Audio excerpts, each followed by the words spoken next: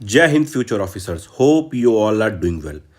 Welcome to UC Academy, the one-stop solution for your CAPF, CDS, FCAT and NDA exam. Welcome to our next session of daily current affairs series. आज की session हमारी 2 फरवरी 2026 की 10 most important MCQ की session है। So चलिए without wasting our time हम लोग अपने पहली क्वेश्चन की ओर रुक करते हैं। So first question is which state was named best state for promotion of aviation ecosystem at wings India 2026। कौन सी स्टेट बेस्ट स्टेट बनी है? Is it Himachal Pradesh, is it Uttarakhand, is it Sikkim और is it Arunachal Pradesh? So what is the correct answer? 30 second का आप लोग जरूर pause लेना एंड देन करेक्ट आंसर हमें कमेंट बॉक्स में जरूर बताना। सो the correct answer is Uttarakhand. Uttarakhand क्या है आपकी करेक्ट आंसर इस क्वेश्चन का? एक्सप्लेनेशन थोड़ी सी देख लेते हैं।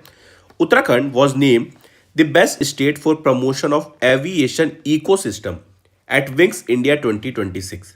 ठीक है, कब हुआ था ये? 30 जनवरी 2026 को हुआ था। ये जो विंग्स इंडिया 2026 है, ये क्या है? ये इंडिया का largest civil aviation conference and exhibition है। बस इस डिटेल में आपको नहीं जाना, इस डिटेल में आप नहीं जाना। चलिए सेकंड क्वेश्चन की ओर देखते हैं। The supreme court declared menstrual health as a integral part of which fundamental right. आपने देखा था 2020 या 2021 में राइट टू प्राइवेसी के ऊपर सीएससी में क्वेश्चन पूछा होता है, क्योंकि उस समय वो आपकी केएस पुट्टास्वामी केस 2017 की थी, तो ये बहुत हाईलाइटेड टॉपिक था। सो उसी कंटेक्स्ट में आप देख सकते हो कि ये भी टॉपिक सुप्रीम कोर्ट के द्वारा इस पे वर्डिक्ट की गई है, तो ये भी आपके एग्जाम पर्सपेक्टिव से काफी ज्यादा स्ट्रांग इस साल के लिए ये इंपॉर्टेंट बनता है। इज इट आर्टिकल 14, 15, 19 और 21? सो the correct answer is article 21। आपको सबसे पहले यह चीज समझनी है कि आर्टिकल 21 एक ऐसा आर्टिकल है जिसकी स्कोप सबसे ज्यादा बड़ी स्कोप है। आप किसी भी राइट की बात कर लो, मेंस्ट्रुअल हेल्थ की बात कर लो, प्राइवेसी की बात कर लो, या आप लाइवलीहुड की बात कर लो, एकोमोडेशन की बात कर लो, क्लीन एयर की बात कर लो, किसी भी चीज की बात कर लो, सारे आपके आर्टिकल 21 के अंदर ऑटोमेटिकली फिट हो जाते हैं। ठीक है, चलिए इसकी थोड़ी सी एक्सप्लेनेशन देख लेते हैं। The court declared menstrual health as an integral part of right to life under Article 21 of the Indian Constitution. Menstrual hygiene management was held to be inseparable from the right to life and dignity. सही बात है, ये इससे कैसे ये अलग हो सकता है? बाकी की चीजें आप एक बार खुद से भी पढ़ लेना। ठीक है, चलिए थर्ड क्वेश्चन की ओर बढ़ते हैं हम लोग। From which tax year will separate income computation and disclosure standards compliance be removed? किस साल से रिमूव होगी? Is it from 2025, 26, 26, 27, 27, 28, 28, 29? What is the correct answer? So the correct answer is 27, 28। ध्यान रखना 27, 28 के बाद ये हट जाएगी। ठीक है, सेपरेट हो जाएगी। ठीक है, देख लीजिए explanation. The income tax act 2025 will came into force from 1 April 2026। The new income tax act aims to simplify tax law and reduce litigation. ठीक है, एक बार इसको आप लोग जरूर अपने से भी रीड करना, बहुत सारी डेटा दी हुई है, एग्जाम पर्सपेक्टिव से ये सारी इंपॉर्टेंट बन जाती है, फैक्ट है इसलिए थोड़ी सी इंपॉर्टेंट बन जाती है। चलिए अगले क्वेश्चन की ओर बढ़ते हैं। Under the NPS Swasthya pension scheme subscribers can withdraw up to what percentage of their own contribution for medical purpose? Medical purpose की बात हो रही है। 25, 45, 30 और 20%। ये न्यू पेंशन स्कीम है, उसके बारे में बात हो रही है। सो द करेक्ट आंसर इज 25%, मतलब 1/4 आप अपनी सेविंग के निकाल सकते हो फॉर मेडिकल पर्पस। ठीक है, the NPS Swasthya pension scheme was launched by PFRDA on 27th January 2026 under its regulatory sandbox framework. It is a health-linked contributory pension scheme allowing part of pension saving to be used for medical expenses. कितना ये? 25% है। देखो यहाँ भी लिखा हुआ है 25%। Is it clear to all of you? Now, अगले क्वेश्चन, फिफ्थ क्वेश्चन की ओर बढ़ते हैं हम लोग। Who has been appointed as the chairman of the Strategic Asset Allocation and Risk Governance Committee constituted by PFRDA? कौन इसके चेयरमैन बने? Is it MS Sahu, Narayan Ramachandran, Anant Narayan और Jayant Chaudhary? So the correct answer is Narayan Ramchandra. ध्यान रखना, नारायण रामचंद्र इनके चेयरमैन बने। एक बार आप देख लो, PFRDA has constituted the SAG committee under Narayan Ramchandra to modernize the NPS investment framework. So NPS हमेशा न्यूज में रहती है, इसलिए ये टॉपिक भी आपके लिए इंपॉर्टेंट बनता है। चलिए अगले क्वेश्चन की ओर बढ़ते हैं। Which Indian university has been selected as the pilot campus for AI enable teaching, learning and administration system. जरूर इसका आंसर देना आप लोग, कौन सी ऐसी यूनिवर्सिटी बनी है जो एआई इनेबल टीचिंग करेगी, लर्निंग करेगी एंड एडमिनिस्ट्रेटिव सिस्टम की ओर एक कैंपस, एक पायलट प्रोजेक्ट की ओर उसको अभी देखा जा रहा। इज इट जेएनयू, बीएचयू और चौधरी चरण सिंह यूनिवर्सिटी आपकी जो मेरठ में है, और यूनिवर्सिटी ऑफ दिल्ली।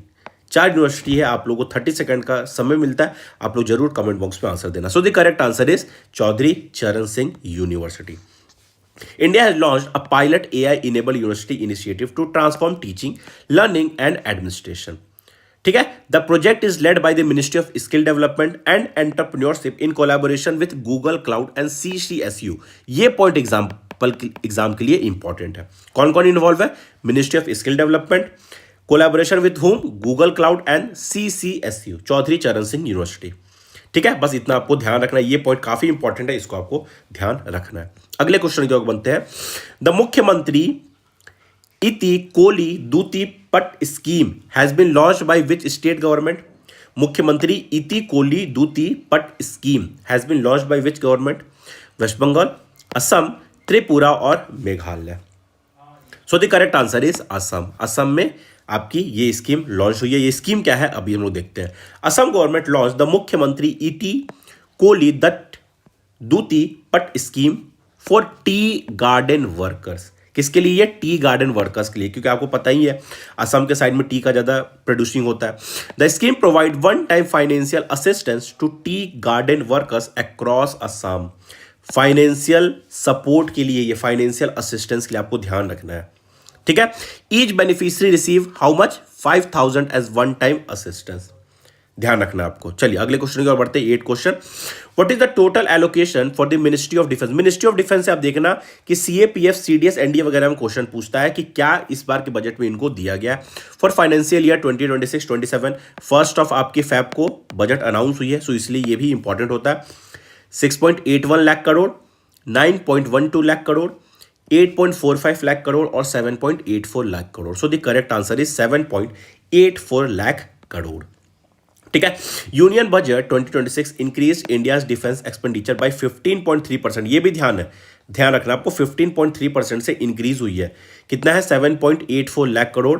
पहले कितना था? 6.81 लाख करोड़। बस इतना आपको ध्यान रखना है। ये जब देख सकते हो defence capital outlay in budget 26 is 2.19 lakh crore की कैपिटल पे इतना खर्चा होगा, बाकी क्या है? रेवेन्यू हो गए। ठीक है, डिफेंस सर्विस रेवेन्यू एक्सपेंडिचर कितना है? 3.65 लाख करोड़। ठीक है, बाकी चलिए आगे की बात करते हैं अब। अगला question. According to union budget 2026-27 the first kartavya announced by the finance minister focus on, किस पे फोकस की है? Speeding up economic growth, welfare scheme, employment guarantee और पॉपुलेशन कंट्रोल। सो सबसे पहला कर्तव्य जो था वो था स्पीडिंग अप इकोनॉमिक ग्रोथ। ठीक है, सबसे पहला ये था। आगे थोड़ी सी बात कर लेते हैं। Introduce 3 guiding kartavya to shape India's economic policy. ठीक है, कर्तव्य किसके द्वारा अनाउंस हुई है? Finance minister Nirmala Sitharaman.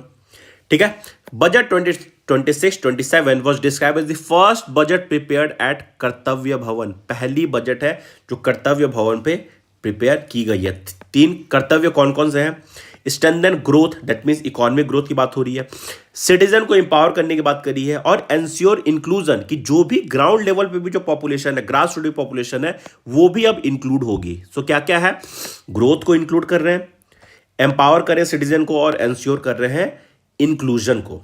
ठीक है, सो इसको आपको ध्यान रखना है। बाकी एक बार आप लोग इसको खुद से भी रीड कर सकते हो। ठीक है, लास्ट क्वेश्चन आज का हमारा। Which freedom fighters death anniversary is observed on 30th January as martyr day? Is it Subhash Chandra Bose, Jawaharlal Nehru, Bhagat Singh और महात्मा गांधी? सो ये तो सबको पता होगा, महात्मा गांधी। ये बहुत इजी क्वेश्चन था। मार्टिर डे, शहीद दिवस, is observe every year on India on 30th जनवरी। ठीक है, एसोसिएशन हुआ था महात्मा गांधी का इन 1948। बस इतना आपको ध्यान रखना है। नाथूराम गोडसे असैसिनेटेड महात्मा गांधी है, तो आपको सबको पता होगा। सो बस ये रही इंपॉर्टेंट डिटेल इसके बारे में। इससे डिटेल आपके पास, इससे ज़्यादा आपको नीड नहीं है। सो ये रही हमारी आज की 10 मोस्ट इंपॉर्टेंट MCQ के फॉर्मेट में आपकी करेंट अफेयर की सीरीज के 10 क्वेश्चन। क्रेडिबिलिटी पे शक नहीं करना, हमारी सारे जो भी इंपॉर्टेंट सोर्स है वहां से ये क्वेश्चन पिकअप की जाती है। और मैं साथ ही साथ एक और इन्फॉर्मेशन आपको दे दूं कि हमारी जो इंटीग्रेटेड इंटरव्यू गाइडेंस प्रोग्राम चल रही है, ये स्टार्ट हो चुकी है। पहली वीक से ही आपको मॉक टेस्ट, आपकी ग्रूमिंग की क्लास, करेंट अफेयर इश्यूज पे डिस्कशन, सारी कुछ स्टार्ट हो गई है। आप लोग जरूर इस कोर्स में इनरोल करें। ये प्लेटफॉर्म एक वन स्टॉप सोल्यूशन है आपके सीएपीएफ और मल्टीपल डिफेंस एग्जाम के लिए। हमारी डिटेल, आगे की डिटेल की आप इस नंबर पे जरूर कांटेक्ट कर लें, 9900088975 सारी डिटेल आपको वहां पे प्रोवाइड हो जाएगी। So that's all for this lecture. Thank you so much for being patience in my class. Have a wonderful day. All the best for your upcoming different multiple defence exam. तब तक के लिए जय